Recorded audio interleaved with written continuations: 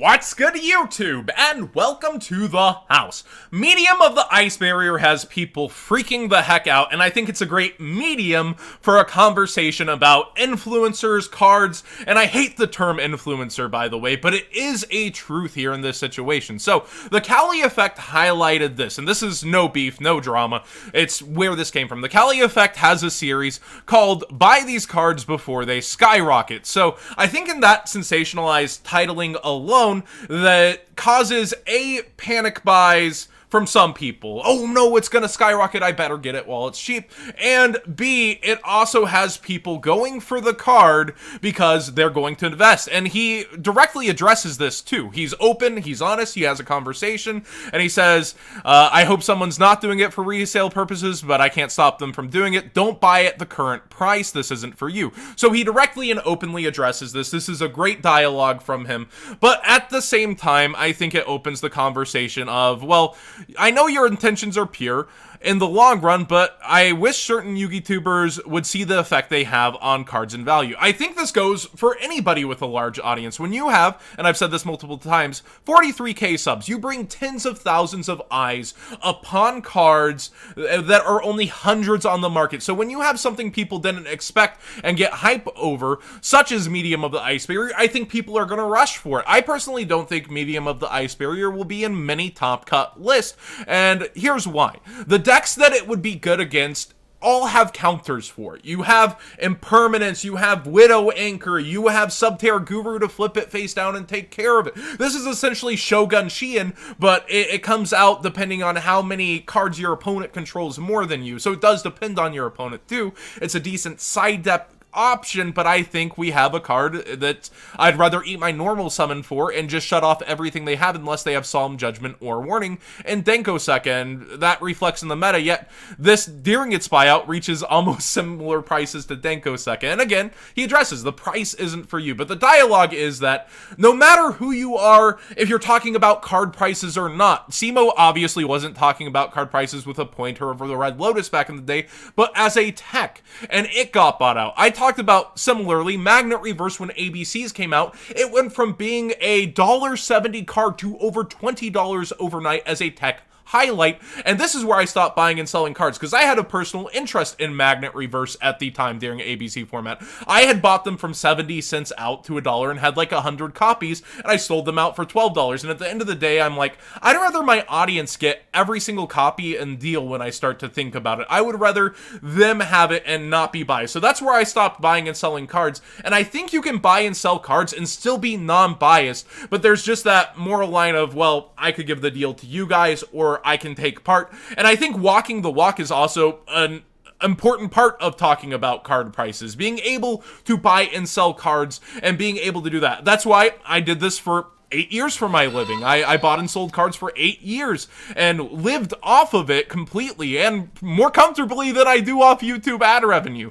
But I'm pretty comfortable now with the prices that Market Watch gives, but this was a tech highlight, not even talking about card prices, and it went crazy that weekend. And later, Elvis Vu wins his YCS citing this and said he would not win without it. It did actually prove itself through the meta, but there's also times when I can talk about a card and they want move for ages. Like, now Cyber Emergency is slowly climbing as we head towards Cyber Dragon. I believe Nashter is coming out in dual power, but I've been screaming about these cards. I think they're an amazing deck, an amazing rogue deck that will get tops, and the card prices just don't move very quick or over a long time is what it takes, and I can just scream, hey, pick this up, this is good.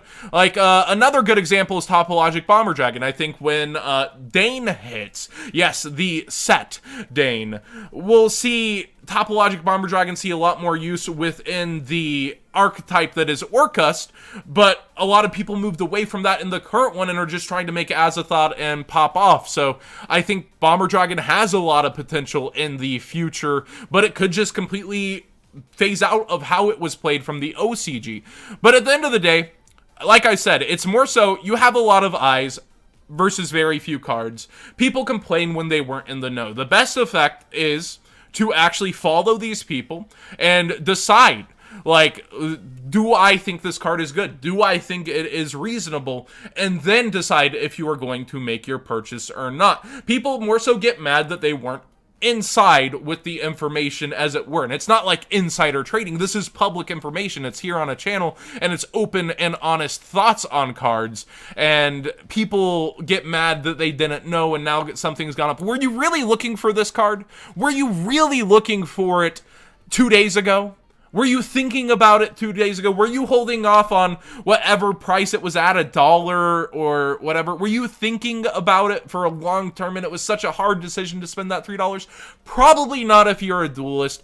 And in my opinion, again, it's not healthy or unhealthy when something like this happens on a card that I don't think will be relevant in the meta, but people definitely get a lot madder when it's a card that is relevant.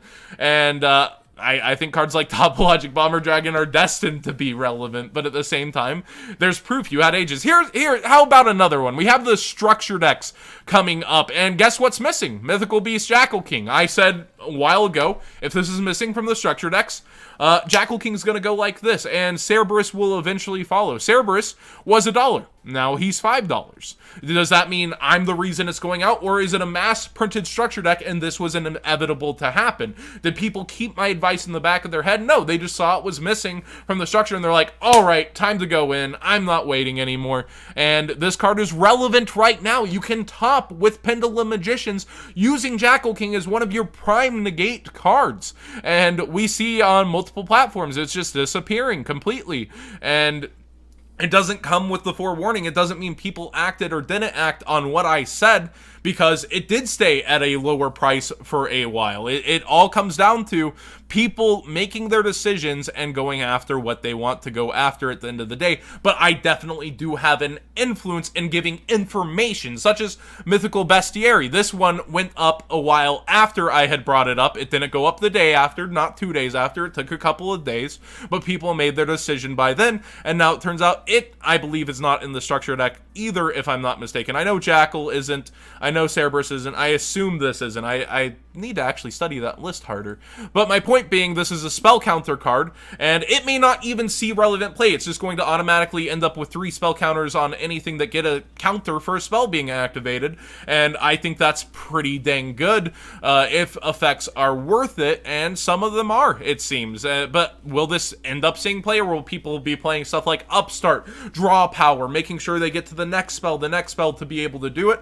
That might be more likely. And the conversation just comes from, is there guilt here? Is it, that kind of thing? With me? No. With Kali Effect? No. It all comes down to the information being shared and people making the decision. There is an influence there. There is a direct correlation in this knowledge was presented in this fashion. What do these people, A, take the credibility of the creator, B, take the credibility of the card in front of them, and then they make their own decisions. But there is always, with information being put out there, a direct response. So there is, I wouldn't say liability, because it is what it is with the Yu-Gi-Oh! Secondary market, but there is a direct responsibility to decide how you portray it, I guess is the better term for it. There's a responsibility for how it's presented, and I think overall Kali Effect's done a great job of it, being able to talk about it in this fashion and not just throw it off and, address people. And I always get the conspiracies too about the secondary market. Yes, for my own personal gains, my sponsors are telling me what to do, and my dog controls the market. I have time traveling info brokers here. Like all sorts of crazy things have come out of it. But it's just like, you're not going to stop the content you do. All you can do is take care of how you present it and what you're going to do. So I want to actually say good job on the follow-up, Kali Effect, and I really do like how you handled it overall. And back into today's Market Watch, just talking about the structure deck more. Droll and Lockbird has dropped from that 25 to you'll see sellers selling it for under 25 here and there. I do think we're going to get in the structure deck this time. Last time it was a bad taste in people's mouth not to get it in the structure deck. So it was in the spoiler for our good old spell counter structure deck. I think we'll see it in there. What else do I have open? Oh yeah, Soul Burner. This is pretty crazy. Ash is headed towards $10 freaking dollars, and you can still get the structure deck for $5. If you've been holding off just because it's more, you can't find it in your area, I think this price is eventually going to start pushing the sealed up even more, as we've seen in the past for certain structure decks. such as the dinosaur ones and the ancient gear one with Maxi. Like, I really think, well, Maxi was about the only redeemable thing, right? Twin Twisters, too. But yeah, with the dinosaur structure deck, it went up over time because it had a viable strategy alongside great cards. I think we'll see that with the Soul Burner structure deck, because how much longer can it stay only $5 above for all of those Soul Burner cards that are a really great strategy versus an Ash Blossom that continues to rise? And, oh yeah, I was just reading Great Shogun Shion to make sure. Yeah, so like once this is like taken care of, I'm pretty sure it's like Great Shogun Shion where you can just go ahead and activate another. It's not like a condition or anything because of how it's written. It's more of a floodgate-like card. But that being said, thank you for watching today's Market Watch. I know it's more of a conversation of how influencers have a direct effect on the market when they do put information out there. And I think the end lesson from it is just be careful how you present the information and let people make their own decisions, and whatever follows is going to follow. It doesn't have to be based on prices as shown in the past with Magnet Reverse and Endpointer the Red Lotus. It comes from tubers in general, and you really do have to decide how you're going to talk about something, how you're going to hype something, or try to bring a calmer view about it. And I do think, again, Kali Effect did a great job of it. Subscribe if you haven't already. Give this a video a thumbs up if you enjoyed the conversation. And what do you guys think of the topic? I know there's a really diverse kind of debate and conversation over this topic, and people don't always want to hear that self-realization that I know that, oh my gosh, if I present a card in a certain way, this is the next Exodia kind of thing. Like, Exodia's not even good, but you get what I'm saying. It depends how I present it, so all I have to do is realize that and continue to present it in a calmer fashion and not hype things up as badly. But that's my take on it. What's yours in the comment section down below? Let me know. I really do want to have this conversation. I'm doing pretty much nothing but reading webcomics tonight and taking it easy, so I'll be checking in with you guys.